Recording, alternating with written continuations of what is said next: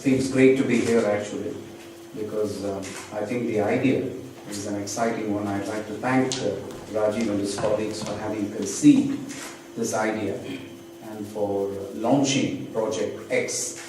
I think it is a far cry from people of my generation. I mean, I joined the Foreign Service in 1981, and in 1981 the possibilities of doing anything like this were so limited and probably next to zero in a country like India that I cannot but envy you. So that's the point, the first point I want to make. The second point is what the late Abdul Kalam, our beloved president, used to say, which is that fundamentally I think India needs to become a nation of job creators, not job seekers.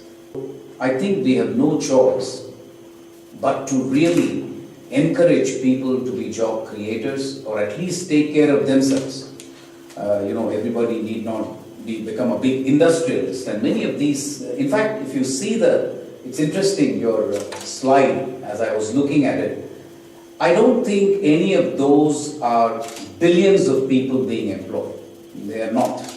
What it is about is, I think, an idea. Take an idea that is absolutely revolutionary, implement it, cause what is known as creative destruction in the economy, because you will. I mean, if you look at all the guys on the stage, including, Nandan Nilekani, Narayana Murthy, and even people like Mark Zuckerberg, what you're causing is essentially creative destruction. You cause so much disruption that you will invariably make a number of companies go out of business. But the point is, at least you will seek a job for yourself. You will create a job for yourself. Now, this is what we want to do, because we are of the view that if we don't do it, when I say we, I'm obviously talking or have in mind Indians, if we don't do it, somebody else is going to do it. So it's much better we do this creative destruction.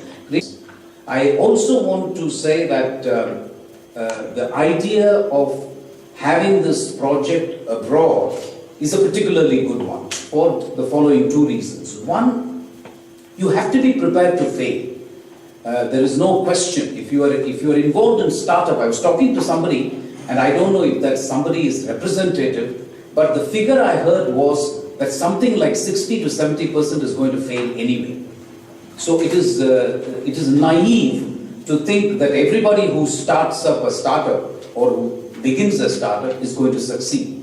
And the whole idea of startup is the risk-taking thing that you do, as opposed to someone seeking a regular 9-to-5 job. So the risk is there, but the risk of failure is something that you accept in terms of a startup. I think the Indian psyche has to change in the sense that people of my generation have to accept that you can fail 3-4 times and then be successful the 5th time.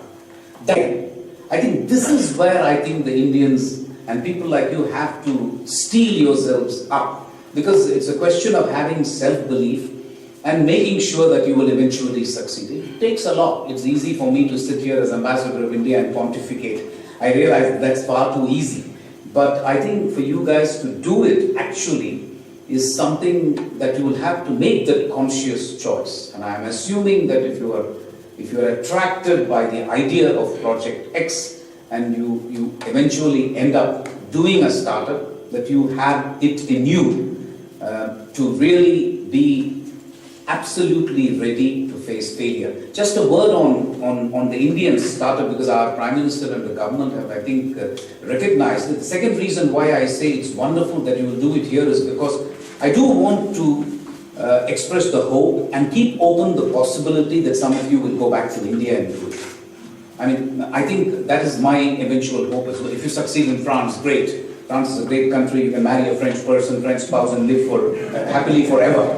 That's fine too. But assuming some of you fail, I think it's great you will be able to acquire valuable expertise, which you can then put to use in India, because I'm very sure that at the end of the day, the French society, the French government are also looking to create jobs. They do not have an unemployment problem the way we have in India. And yet we know that France has its own economic challenges, which is very obvious. So I think This will achieve two things. One, you will be making an invaluable contribution to your own personality development and confidence to just, even if you fail, you can do it elsewhere. So that way, I think it's a good investment. Second, you'll be making an invaluable contribution to French society if you succeed. And really, finally, for me as India's ambassador, I see this as an ongoing process of the change in the image of the Indian community in France. That is something I hold very dearly to my heart. I'm not saying there's anything wrong with people who've been here for years. I think they've made a wonderful contribution, that's fine. But India is young, India is entrepreneurial, and Indians are professional. And if we can project this image of the confident young Indian professional in France and Paris, I would be the happiest person, frankly. So once again, thank you very much, Rajiv, for having me over.